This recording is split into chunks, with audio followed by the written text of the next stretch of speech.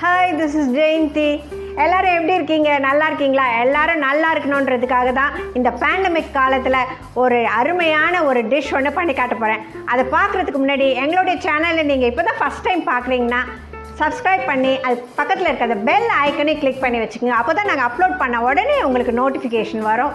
இந்த video பிடிச்சிருந்துன்னா like பண்ண மறந்துடாதீங்க. அப்புறம் எல்லா வீடியோஸையுமே ஃபுல்லாக பாருங்கள். ஓகே, இப்போ எப்படி செய்கிறதுன்னு பார்க்கலாமா?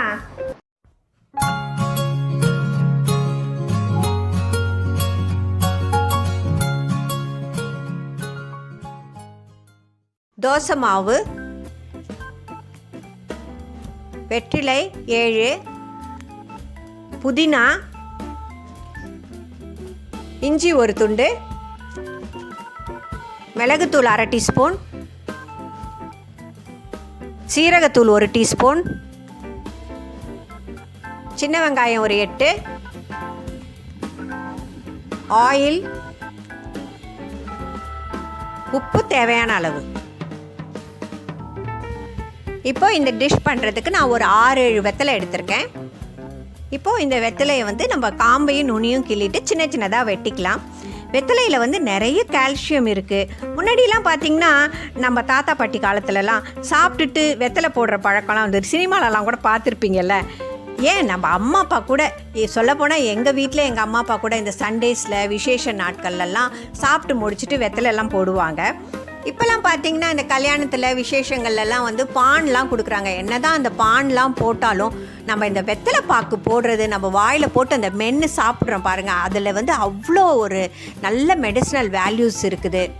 வெத்தலை போடுறது நம்மளுக்கு ஜீரணத்தையும் ஏற்படுத்தும், ரொம்ப நல்லது. இப்போ இந்த வெத்தலையெல்லாம் நான் சின்ன சின்னதாக வெட்டிட்டேன். இதை ஒரு மிக்ஸி ஜாரில் போட்டுக்கலாம்.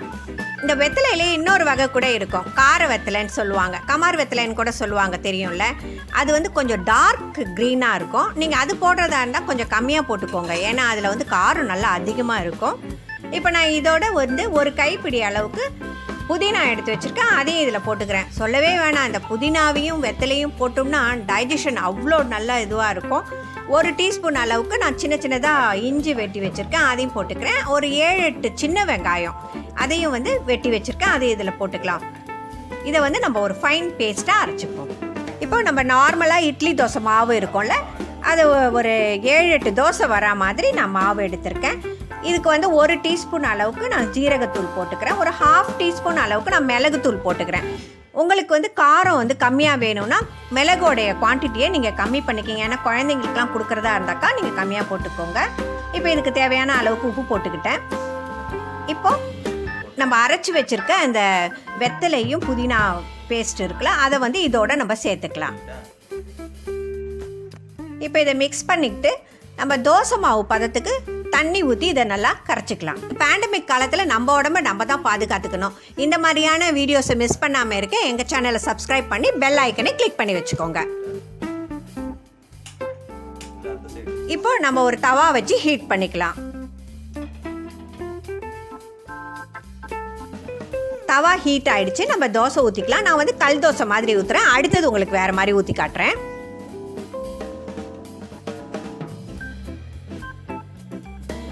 நான் இதில் கொஞ்சம் நல்லெண்ணெய் ஊற்றிக்கிறேன்.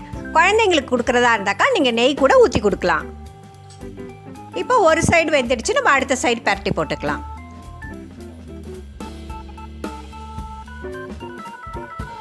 இப்போ இந்த தோசையை எடுத்து வச்சுட்டு நம்ம நெய் ரோஸ்ட் மாதிரி மெலிசாவும் நம்ம ஊற்றிக்கலாம். நம்ம முடக்கத்தான் கீரையெல்லாம் போட்டு தோசை ஊற்றுவோம்ல, அது மாதிரி தான் இதுவும். இதை மாதிரி நம்ம வாரத்துக்கு ஒரு தடவை செஞ்சு சாப்பிட்றதுனால இந்த காலகட்டத்தில் இதெல்லாம் ரொம்ப நல்லது நம்மளுக்கு.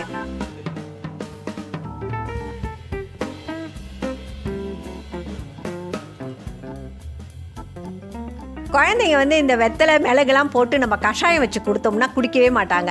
நம்ம இதை மாதிரி தோசையில் போட்டு கொடுத்தோம்னா நல்லா டேஸ்டியாகவும் இருக்கும், உடம்புக்கும் நல்லது. க்ரீன் கலராக வேறு இருக்கா, நல்லா சாப்பிட்ருவாங்க. இப்போ இந்த தோசையை நம்ம எடுத்துடலாம். நான் இன்னொரு மாதிரியும் ஊற்றி காட்டுறேன். அதுக்கு நான் கொஞ்சம் வெத்தலையை சின்ன சின்னதாக நறுக்கி வச்சுருக்கேன், கொஞ்சம் சின்ன வெங்காயத்தையும் நறுக்கி வச்சுருக்கேன். நம்ம அடை தோசை ஊற்றுவோம்ல, அதை மாதிரி நம்ம ஊற்றிக்கலாம். என் டாட்டர் இப்போ ரீசெண்டாக ஒரு கல்யாணத்துக்கு போயிட்டு வந்தாங்க. போயிட்டு வந்துட்டு இந்த மாதிரி அங்கே வெத்தலை தோசை பண்ணி கொடுத்தாங்கன்னு சொன்னாங்க. நான் யோசிச்சு பார்த்தேன், பரவாயில்லையே, இப்போ கல்யாணத்துலலாம் இந்த மாதிரிலாம் கொடுக்குறாங்களே சொல்லிட்டு நான் ஒரு நாள் செஞ்சு பார்த்தேன். ரொம்ப நல்லா இருந்தது. அதை உங்கள்கிட்ட ஷேர் பண்ணிக்கணும்னு சொல்லிட்டு தான் நான் உங்களுக்கு இதை செஞ்சு காட்டுறேன். ஜென்ரலாகவே லேடிஸ்க்கு ஒரு 40 இயர்ஸ்க்குலேருந்தே போனோட டென்சிட்டிலாம் குறையும். அதாவது இந்த எலும்பு வந்து ரொம்ப வீக் ஆகிடும்.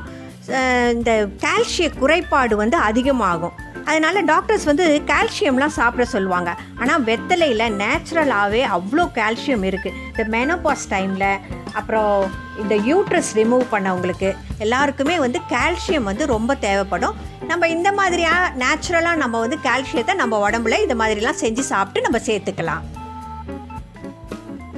வெத்தலை தோசை எப்படி இருந்தது? நல்லா இருந்ததா? நீங்கள் இட்லியாக கூட இந்த மாதிரி நீங்கள் செஞ்சு சாப்பிட்லாம். ரொம்ப நல்லாயிருக்கும். இதை வந்து ஒரு கார சட்னி, வெறும் வெங்காயமும் இந்த பூண்டும் மிளகாயும் வச்சு அரைச்சி ஒரு கார சட்னியோடையும் ஒரு தேங்காய் சட்னியோடையும் சாப்பிட்டிங்கன்னா அவ்வளோ ஒரு சூப்பராக இருக்கும். இது எல்லாருமே நீங்கள் செஞ்சு சாப்பிடணும். இந்த காலகட்டத்தில் நம்மளுக்கு இதெல்லாம் முக்கியமாக தேவை. குழந்தைங்களுக்கு கொடுக்கும்போது நீங்கள் வந்து தேன் தொட்டு கொடுங்க, அதுவும் ரொம்ப நல்லாயிருக்கும். அதையும் நான் ட்ரை பண்ணி பார்த்துட்டேன், சூப்பராக இருக்குது. நம்ம சாப்பாட்டிலே எல்லா மருந்து வகைகளும் இருக்குது. இந்த மாதிரியெல்லாம் நம்ம செஞ்சு சாப்பிட்டோம்னா நல்லா ஹெல்த்தியாக இருக்கலாம். இந்த வீடியோ பிடிச்சிருந்ததுன்னா லைக் பண்ணுங்கள், ஷேர் பண்ணுங்கள். Stay healthy, stay safe. Okay, see you. Bye-bye.